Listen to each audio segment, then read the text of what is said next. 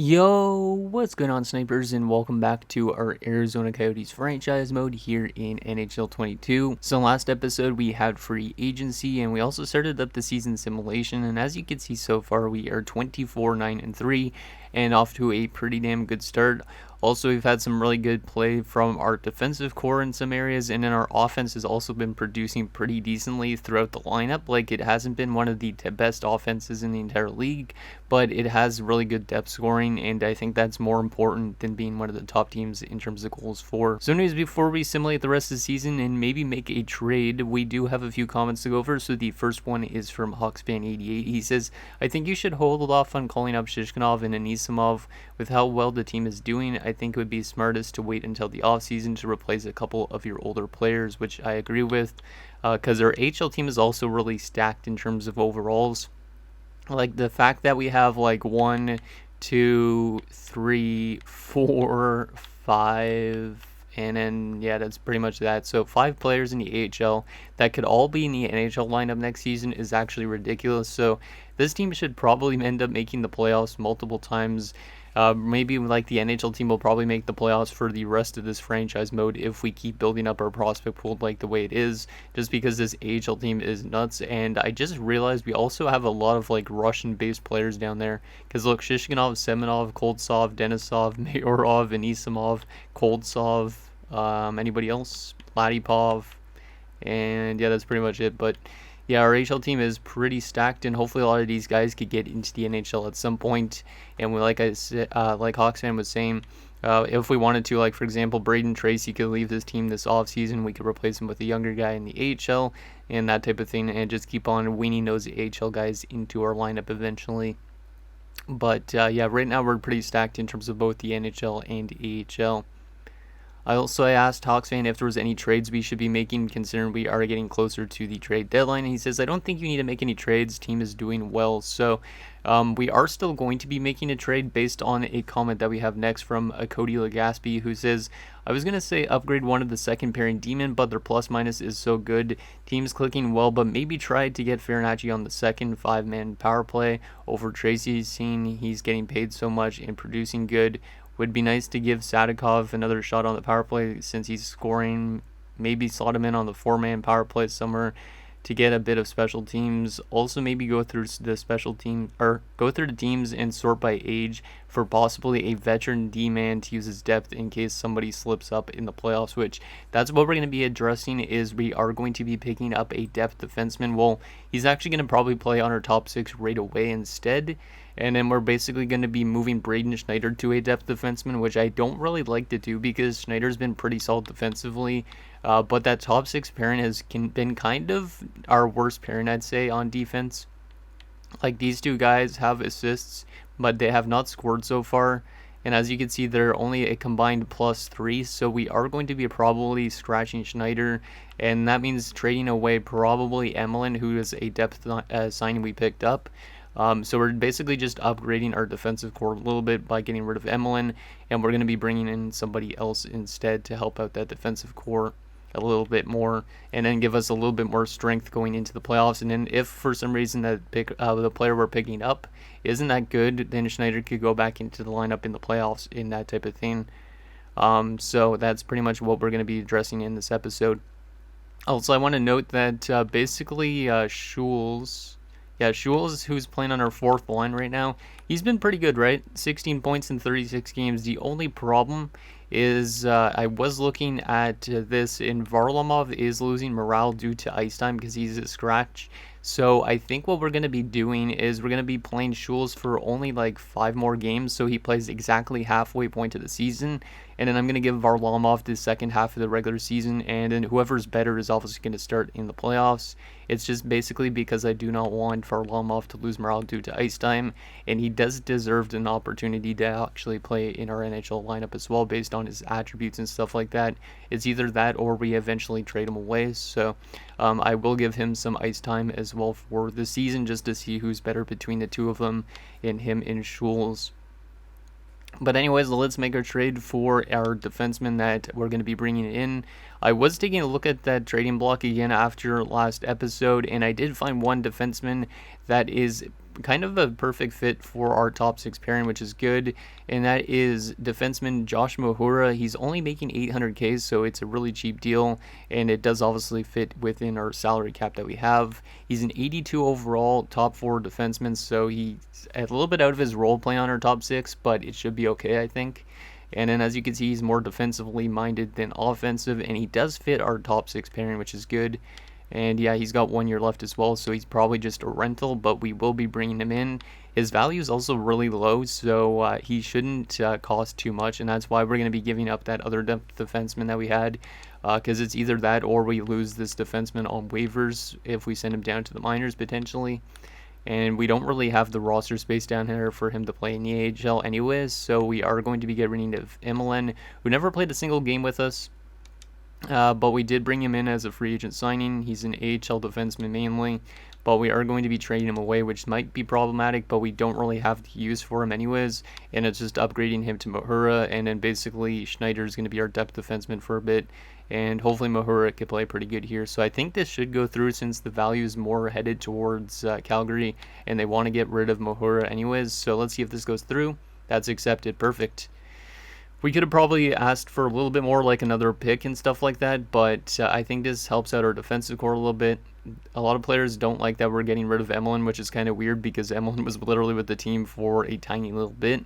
But yeah, I think that makes sense, and it will upgrade our defensive core a little bit. The only thing is MAHURA's a left-handed defenseman, so that's that. I don't want to split up that second pairing, so yeah, I guess we'll just slot MAHURA right in there. And since TUYSON can play right side, we'll move him to the right side instead. And I think that's good. And then, like I said, we will play Schultz for 5 more games, and then Varlamov will play the second half of the season. Even if this team is winning a lot of games, it's just more to get him a little bit of ice time into our lineup. So that's our only trade we're going to make this entire season. It's just more to give us a little bit of an upgrade going into the playoffs, just because that defensive core, sometimes it could buckle in the playoffs, and maybe MAHURA is the type of thing we need just in case, to make sure our defense doesn't fall apart. But anyways, let's continue to simulate, so we'll get 5 more games done, so then we can take Schultz out of the lineup and see how Varlamov does. So we will go up to the 12th here and see how we do in these 5 games. There's a 3-1 win, a 2-1 loss, which is not great. Schultz was never injured. 4-3 win, nice. 5-0 loss, and a 1-0 win, okay. Not too bad to start this month. And 39 points in 41 games for Agostino. Let's go over to Schultz and take him out of the lineup. Let's take a look at his stats actually right now. So Schultz in 41 games had 17 points, only 2 goals, but he's more of a playmaker, so it kind of makes sense. We're going to take him out. And like I said, we are going to give Varlamov an opportunity. Sepulveyov doesn't really care about ice time because he's a depth guy. And I don't think he's really losing morale, so we'll leave him there. And yeah, hopefully Braden Schneider doesn't get too pissed off about being a scratch, but if he does, we could always scratch MAHURA. It's more just about kind of strengthening our defensive core a little bit more, because that has been problematic in the playoffs before, where we're a really good defensive team in the regular season, and then it doesn't do as good in the playoffs. So let's continue to simulate and see how Varlamov does in our lineup. And we lose 2 games worth of Varlamov, but then we win 1, lose 1 in a shootout. And Chychrun has been injured. That's not good. That's not too long term at least. But that's obviously our best defenseman. We are kind of having a little bit of a rough month here, which is okay because maybe we will go farther in the playoffs that way. And we will throw Chychrun back in as he has returned from injury. There is a win over Chicago. That's nice to see. Don't care about these trade offers. There's another couple wins, and 33, 15, and 4. So we kind of started that month off a little bit bad, but we had 4 straight wins at the end of it, so that's really good to see that.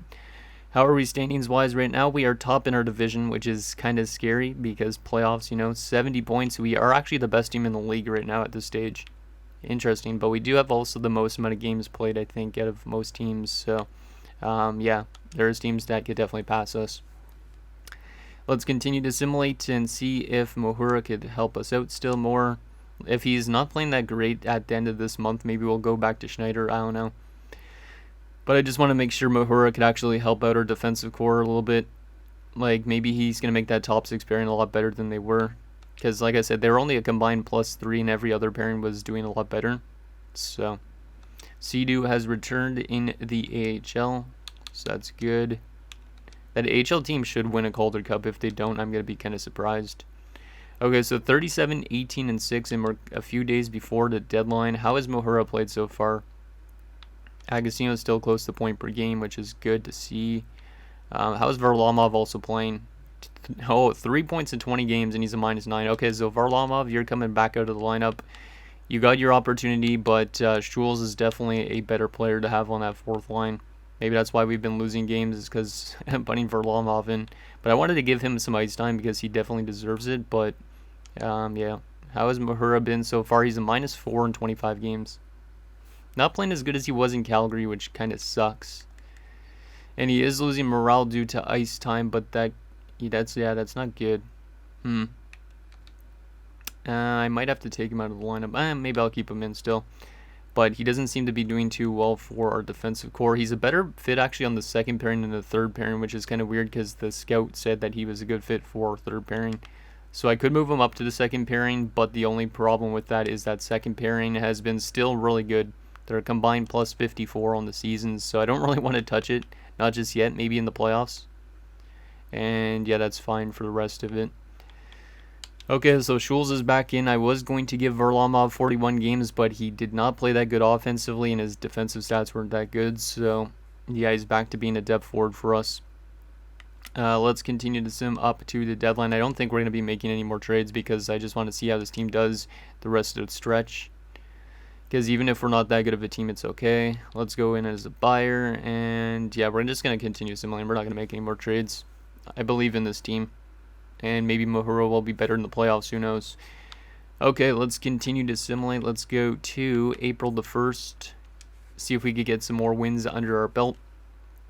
There's a couple more wins. There's a loss. There's another loss. I think it's kind of good that we're losing a couple games here and there because, like I said, if we just keep winning games, we're going to be easily a first-round exit. But if we lose a couple games, it shows that we could actually be maybe a better team.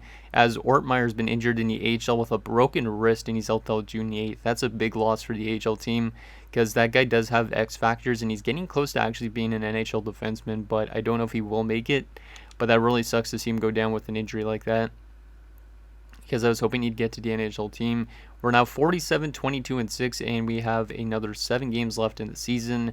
How are we in the standings? We have clinched the playoff spot. We have 100 points so far. We have not won our division yet, which is good. But we are one of the best teams in the NHL still at this point. And Agostino is over point per game now. So you love to see that. Agostino is definitely having himself a good year. Hopefully the snipers like Shelley and stuff like that have continued to produce. Because Shelley was kind of off to a bad start. Like he was on pace for 30-something goals. While Zadikov was scoring a lot more goals. I did also make actually those changes that Cody was mentioning to the power play lines. So now FARINACCI is on like the second unit and SADIKOV is also on the power play. So they will get a little bit of decent time. And hopefully they're the main reason why this team is winning a decent amount of games down the stretch. But yeah, hopefully FARINACCI could get going a little bit as well because he was off to a little bit of a slow start. But yeah, hopefully they can get it going in the playoffs. And we're going to be 51, 24, and 7. So we don't win our division, but we do finish with 109 points, which might be one of our best seasons yet. And we do finish like tied for second best in the entire league, I think. We did finish behind the Sabres though, so we're like third best in the league, I think, if my math is right. Let's take a look at the standings for the entire season, and then we'll take a look at our player stats to see who did what. Jeez, I can barely talk. So yeah, we finished the third best team in the league, which is kind of scary. We were actually only 4 points away from winning a President's Trophy. But we finished, only behind Buffalo and the Winnipeg Jets. Goals for per game on average. We were not still one of the best offensive teams, but we probably had good depth scoring, I would assume. So we were still probably top 15, it looks like. Goals against per game wise, we were the third best defensive team. We love to see that. That's good to see. Hopefully MAHURA kind of picked it up a bit near the end of the season. But if he didn't, like I said, we could always try Schneider in the playoffs instead of him. Power play percentage-wise was 18.6%. So it looks like our power play was not terrible, but it wasn't that great. So we need to get our offense going a little bit more. And our penalty kill was the best in the league, 88%. That is fantastic to see.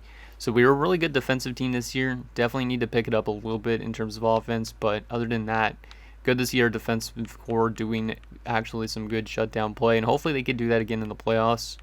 And hopefully it doesn't like all of a sudden become a really bad defensive core, because I have seen that happen before. So that is that. Let's take a look at our player stats for the season. So starting off with our centerman, John FARINACCI, 62 points in 82 games. So since putting him on the power play, I think that definitely did help our team out a little bit. 12 points on the power play. And yeah, I think he had a really good second half of the season, because I believe he only had I think he was not doing too hot to start the season. I could be wrong with that. But yeah, he definitely picked it up. And then Barrett Hayton, 60 points, and not terrible, but not great for a first liner. Obviously, last year he had 77 points, only a +1 this season as well, so he was out there for a lot of goals against. He had 6 game-winning goals, though, which is nice to see that. Conor GEEKIE, 40 points and a +22. I like that from Conor GEEKIE. He hasn't really done much in this franchise mode, but really good to see him start to put up a decent amount of points and have a good +-. Hopefully he could do that in the playoffs.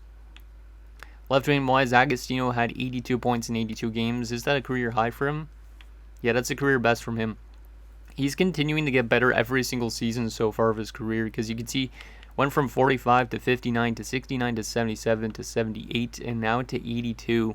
And he had 39 goals this year, which is a career high as well. Yeah, I'm really liking Agostino. He was from the Connor Bedard draft, and he's been the best, I believe, +- player on this from that draft, and he's also the best goal scorer from that draft almost, if I'm not mistaken. But he's been really good so far, 410 points in 489 games. Hopefully he could step up in the playoffs.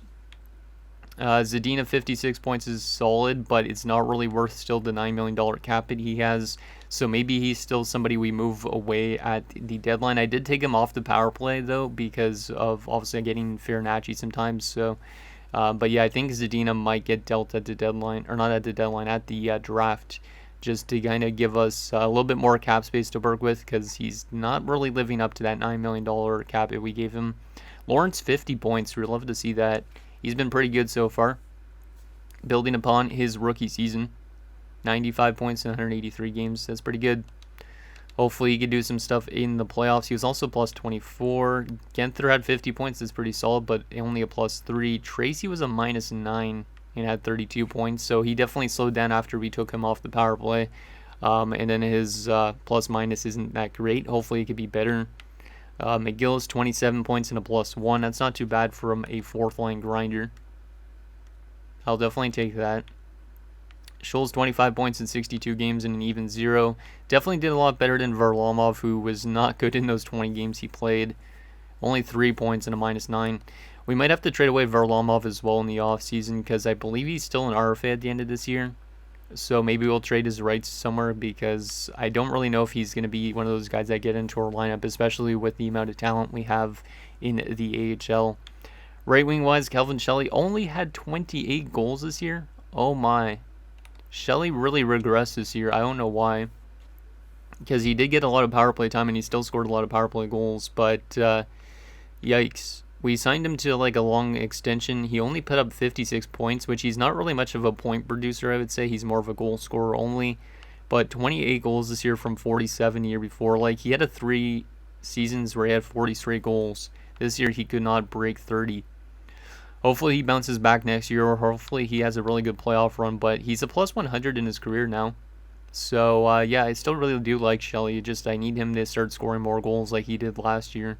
Because if he's going to regress like this, that's not going to be good.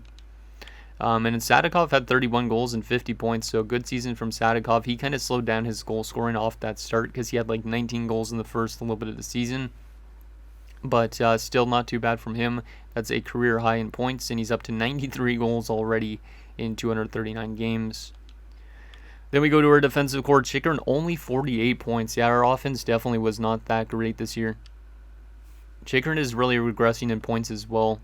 90 points, 70 points, 54 points, and 48 points. Kind of getting a little bit scared about Jake Chychrun. At least he's only signed for 2 more years, but his stats are just going down the tubes. Soderstrom, 46 points is pretty solid. MAHURA, 20 points, but how much with us? 7 points with us and a -2, so he was not too bad defensively. But hopefully he could be a little bit better in the playoffs. Dobson 19 points in the plus 25. Tukinen 19 points in a plus 3. Not bad. And then Samorukov 15 points in a plus 31.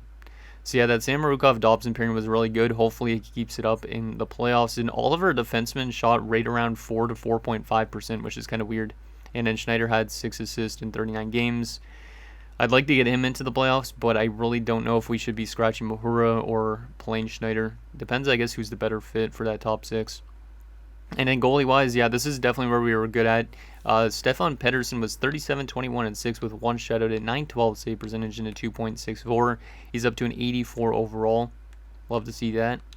And then Stuart Skinner was a really good backup signing. 13, 3, and 1 with 2 shutouts and 915 and a 2.39. So even though we were one of the best defensive teams in the NHL, we only had 3 shutouts, which is kind of weird. Let's take a look at the entire league quickly. So best forward for points was Matvei Michkov with 114. Jeez. And most goals was Matvei Michkov with 61. He has not played in the playoffs yet, which is interesting. I don't know if the Dallas Stars made the playoffs this year, but that's kind of interesting that he hasn't made the playoffs yet. So Michkov just carried the Dallas Stars potentially this year. Best plus minus for a forward was Toffoli. Most game-winning goals by a forward, Agostino. Let's go. Good to see Agostino up there. Most power play goals this season, Michkov with 22. Most power play points, Michkov with 32. Most shorthanded goals, Dylan Cozens. And most shorthanded points, Tyson Jost. Most hits this season was Elaine Cole in Dallas. Block shots for forward, Boone Jenner. Most giveaways, William Eklund. And most takeaways was Connor Bedard. But Tyler Agostino was up there as well. Most fights this season was 10 from Mitchell Olchuk. Or Olchek, I should say. Damn. Pretty good. Let's take a look at defensive points. Best defenseman for points this year, Cale Makar with 74 points. Jeez, and 22 goals as well. Yeah, he went off this year. Best plus minus by a defenseman, Brett Pesce with a plus 48. Most game-winning goals by a defenseman, Wade Brooks in Detroit. Quinn Hughes had the most power play goals, and most power play points with Makar. Most short-handed goals by a defenseman was Ricky Conboy. Most short-handed points by a defenseman, Shea Theodore. And most hits by a defenseman, Bowen Byram. Most blocked shots, Jesper Modine. Most giveaways, Kevin Ball. And most takeaways, Quinn Hughes. Most fights by a defenseman was Bjorn Ulbricht. And the most wins by a goalie was Jeremy Swayman. Of course, it's our former goalie, 44 wins. But Pettersson was up there, but he's not probably going to win the Vezina, which kind of sucks, but it is what it is. Best save percentage by a starter, Garen Bjorklund, not Gavin. Garen Bjorklund. I didn't even expect Garen Bjorklund to be this good in a franchise mode, but apparently he is. 922 save percentage. He's probably going to win the Vezina unless it's somebody else. I don't know. Best save percentage or goals against. Yeah, Garen Bjorklund's more than likely going to win it, even if he only played 58 games. It's either that or Sorokin. And then any goalie goals this year? No goalie goals. Actually, yes, a goalie goal from Ukko-Pekka Luukkonen. Interesting. And he also had 3 points. Interesting. Best rookie this season was Pete Sawatsky in Vancouver, followed by Panic in Columbus and Fiddler in New Jersey. Interesting. Okay, so that is the player stats and the team stats. Now we got to find out who we are going up against in the first round of playoffs. And the Dallas Stars didn't make the playoffs again. Poor Michkov scores like 60-something goals and has over 100 points. And he has yet to make the playoffs. That's interesting. So we're going to be taking on the Chicago Blackhawks in the first round of the playoffs. They went 47-29-6 on the season. Let's take a look at what their roster looks like. It's probably going to be much different than the Chicago team we played in my Houston mode. First line, Henrik Nordgren, lowly 85 overall. Interesting, pretty good looking sniper. He's playing with Nick Suzuki and Alex DeBrincat, so yeah, that's a pretty good first line. Second line has Eddie Halpern, who's a medium elite. Interesting, with Carl Henriksen and Alex Tuck. So a pretty solid second line except for Henriksen, really. Third line, Adrian Jackson with Glenn Godden and Bryant Rizzi. And a fourth line of Donovan Little, Graham Clark, and Victor Hadfield. So forward-wise, I think I really like their forward core, except for the center depth could be a little bit improved. And maybe a little bit with Rizzi a little bit weak. but this team still looks pretty good. Defensively, they're pretty good as well for the most part. They do have Nico Kartinen, who is another medium elite. They have Tyson Barrie at 37 years of age, Henry Jokiharju, and Dennis Cholowski. So, of course, they have a former defenseman in ours. And it looks like Jokiharju actually returned to Chicago, because that's obviously where he started his career before he went to Buffalo. But, yeah, he was not terrible with us, but he was not that great defensively. And he doesn't look like he's been doing that much in Chicago. He's been pretty solid offensively last season, at least. Interesting to see him back in Chicago. And Cholowski, as I was saying, Kevin Shelley, who we could, I guess, say is the brother of Calvin, because they are the exact same age, if I'm not mistaken, looks like. So that's kind of interesting. And Tristan Luneau. So that defensive core is interesting. The overalls are not great, but it's still an okay defensive core. And then they do have a good goaltender in Johan Schustrom, who's a medium elite, 88 overall. So hopefully this guy doesn't simulate that good in the playoffs. Yeah, this guy was a good goalie in the regular season. He's only in his second NHL year, and he's already been in the playoffs a little bit, apparently. Actually, that was in the AHL. And then Ville Husso is the backup. Depth-wise, they do have actually 2 injuries. So Seth Jones and Philippe Deneau. So Philippe Deneau returned to Chicago as well. And then Seth Jones is injured. Hopefully both those guys are out long-term, because if Seth Jones returns, I would assume Shelley comes out of the lineup. And then I would also assume Deneau would get thrown in instead of like Glenn Gaudin, if I'm not mistaken. So, yeah, that team would be a lot better with those 2 guys if they return on time. Let's take a look and see how long they're out for. Hopefully they're out for a long time. And hopefully we don't have to face them, because that will definitely make that Chicago team a little bit better.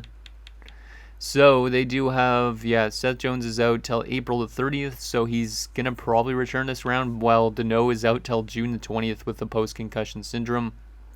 So Deneau we will not face, but we will probably face Seth Jones if the series goes that long, which I think he might return for the series, right?